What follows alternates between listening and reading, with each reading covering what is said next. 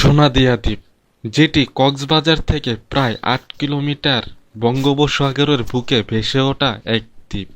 এটিকে বলা হয় সোনাদিয়া দ্বীপ।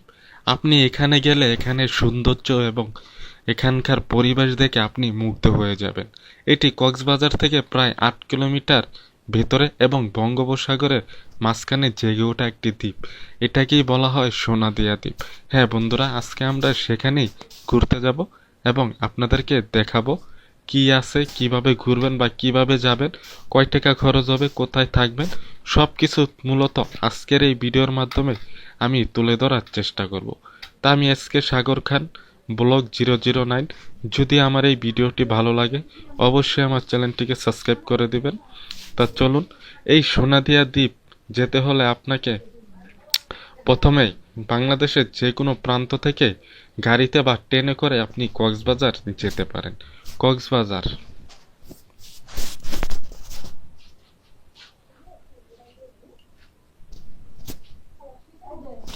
আজকে আমাদের যাত্রাটি শুরু হয় ফকিরাপুল থেকে। এটি ঢাকায় অবস্থিত। আজকে আমরা এই ফকিরাপুল থেকেই ডাইরেক্ট চলে যাব কক্সবাজারে। আপনি বাংলাদেশের যে কোনো প্রান্ত থেকে ট্রেনে বা বাসে করে কক্সবাজার যেতে পারেন, তাতে কোনো সমস্যা নেই। কিন্তু আমরা ফকিরাপুল ঢাকা থেকে এই বাসে করে আমরা সোনাদিয়া দ্বীপ যাব। আমরা আজকে একটি হানিফ পরিবহনের নন এসি বাসে করে যাব। বলে রাখা ভালো, ঢাকা থেকে কক্সবাজারে নন এসি বাসের ভাড়া পড়বে ১,০০০ টাকা করে। যদি আপনি কোনো সমস্যা না হয় তাহলে আপনি প্রায় ৭ থেকে ৮ ঘন্টা লাগবে কক্সবাজার পৌঁছাতে। কারণ আর যদি এসি বাসে যান তাহলে আপনার ভাড়া পড়বে জনপ্রতি ১৫০০ থেকে ২,০০০ টাকা করে। যদি কোনো রাস্তায় সমস্যা না হয় তাহলে আপনি ৭ থেকে ৮ ঘন্টার ভিতরেই কক্সবাজার পৌঁছে যাবেন। কক্সবাজার আপনাকে নামিয়ে দেবে মূলত ডলফিন মোড়ে। আমরা এখন কলাতলী বাজারে অর্থাৎ ডলফিন মোড়ে চলে এসেছি। প্রায় সকাল ৬টা বাজে আমাদেরকে এই ডলফিন মোড়ে এই নামিয়ে দেয়।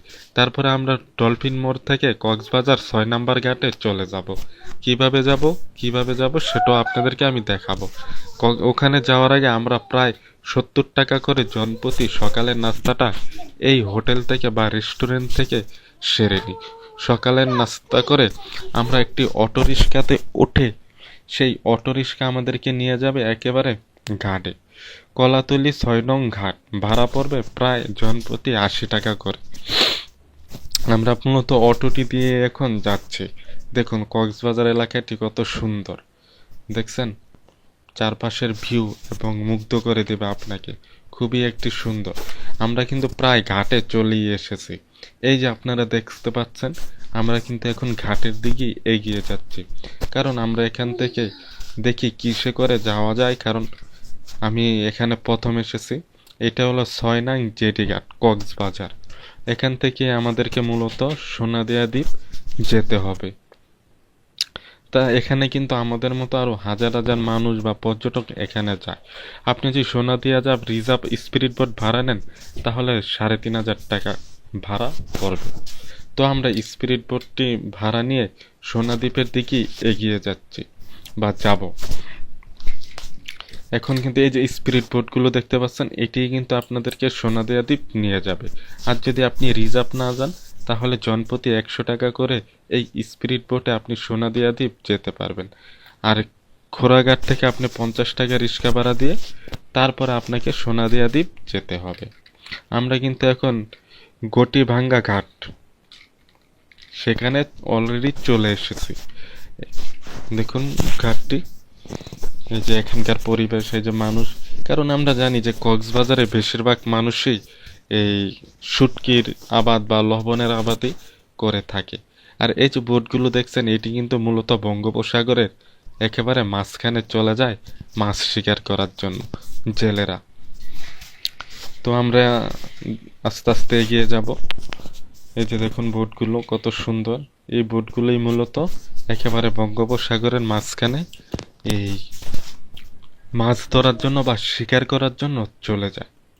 আর এই যে আপনি যখন এই নদীটির মাঝখান দিয়ে যাবেন তখন মনে হবে আপনি প্রায় সুন্দরবনে ঘুরতে চলে এসেছেন। কারণ সুন্দরবনের মতনই মাঝখান দিয়ে নদীটি বয়ে গেছে।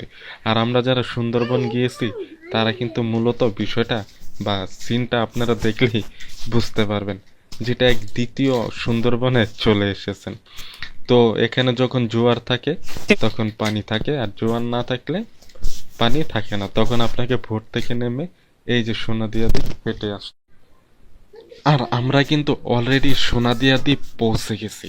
দেখুন এই দ্বীপটি কত সুন্দর, এখানকার গাছপালাগুলো কত সুন্দর, আর মাটির ভিতর যে ঘাসগুলো দেখা যাচ্ছে, আপনি দেখলে বুঝবেন যে এই ঘাসগুলো কার্পেটের মতো এখানে বিছিয়ে রেখেছে, কিন্তু না, এটি হলো এখান থেকে জাগ্রত মাটির নিচ থেকে বেরোনো গাছ। 3 বেলা খাবার আর সব কিছুই আপনি এখানে পেয়ে যাবেন। এই যে তাঁবুগুলো দেখতে পাচ্ছেন, এই তাঁবুগুলো ঘেরেই কিন্তু এখানে আপনাকে রাত্রি যাপন করতে হবে, কারণ আপনি সোনাদিয়া দ্বীপে আসলে একদিনেই চলে যেতে পারবেন না, সেটি আপনার কাছে অসম্ভব হয়ে পড়বে। এখন এই যে কক্সবাজারের সৌন্দর্যটা আপনাদেরকে দেখাচ্ছি, এটা কিন্তু প্রায় সোনাদিয়ার দ্বীপের কাছেই অবস্থিত। আমি বলেছি যে বঙ্গোপসাগরের মাঝখানে ভেসে ওঠা একটি দ্বীপ, এটিকেই বলা হয় সোনাদিয়া দ্বীপ। আর সেখান থেকে সমুদ্র খুবই কাছে এবং খুবই নিকটে। দেখুন আমি কিন্তু ড্রোন ক্যামেরার মাধ্যমে আপনাদেরকে কক্সবাজারের আশেপাশে, না কক্সবাজার না, সোনাদিয়া দ্বীপের আশেপাশের সিনগুলো দেখাচ্ছি। লাল কাঁকড়াগুলো কিন্তু খুবই সুন্দর, আপনি কাছে গেলে এই কাঁকড়াগুলো কিন্তু দৌড়ে চলে যাবে।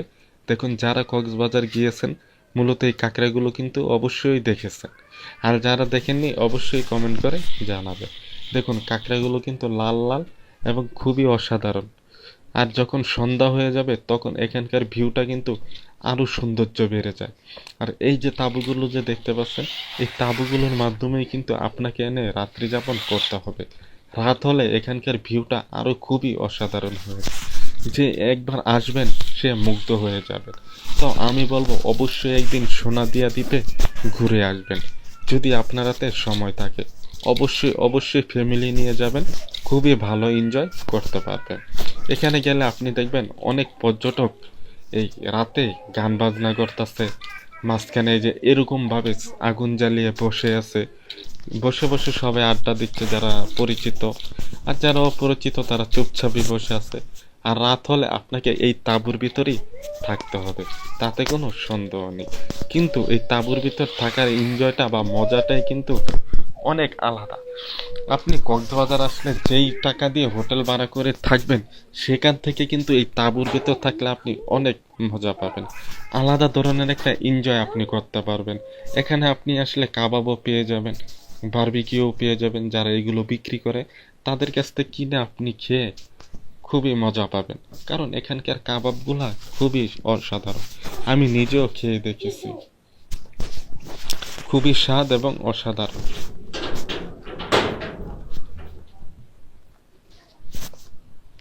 তো বন্ধুরা, আজকে সোনাদিয়া দ্বীপের দ্বিতীয় দিন। দেখুন এখন বাজে প্রায় সকাল 6টা, আমি ঘুম থেকে উঠে গেছি, খুবই নিরিবিলি। দেখুন এই সোনাদিয়া দ্বীপটি, এখন বাজে প্রায় সকাল 6টা, খুবই নিরিবিলি।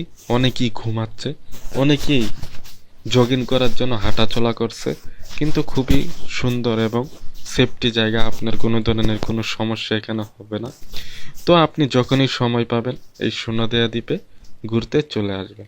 এখানকার ভোরবেলার ভিউটা কিন্তু খুবই অসাধারণ, আপনি সূর্যোদয়ও এখান থেকে দেখতে পারবেন, এবং সূর্যোদয় ওঠার সাথে সাথে গাছপালার রঙগুলোও কিন্তু পরিবর্তন হয়ে যাবে।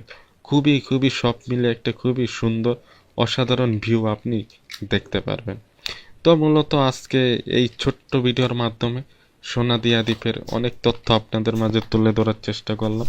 জানি বেশি কিছু তুলে ধরতে পারি, তারপরে যতটুকু ধরেছি, যদি আপনাদের ভালো লাগে অবশ্যই আমার চ্যানেলটিকে সাবস্ক্রাইব করবেন, আর যদি ভালো না লাগে অবশ্যই কমেন্টের মাধ্যমে মতামত জানাবেন। আপনাদের একটি কমেন্ট এবং একটি সাবস্ক্রাইব আমাকে অন্য নতুন ভিডিও বানানোর জন্য উৎসাহিত করবে। তা কক্সবাজার সোনাদিয়া দ্বীপ থেকে আমি